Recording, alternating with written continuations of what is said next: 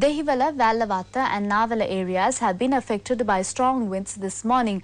Police media spokesperson SP Ajit Rohan said that the strong winds that had swept through Wellawatte had damaged the roof of the Police Fraud Bureau. He further said that a police officer who was at the bureau had sustained injuries when parts of the roof came off and has been admitted to hospital.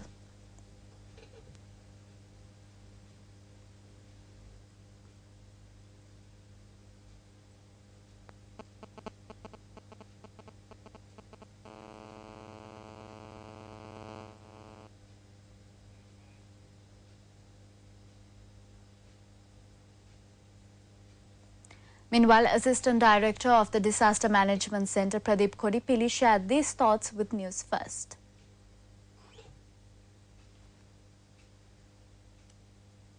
For the moment, it was reported a strong wind blown over Wellawatte, the Dehiwala area, and our disaster management district unit already been to that place and finding the damages and starting all the post-disaster works at the moment. For the moment, it was reported that police crime bureau at Wellawatte, it was damaged at the roof and one policeman injured. So far, that damage were only reported and other damages are still being finding with our disaster management and all the Gramin valleys.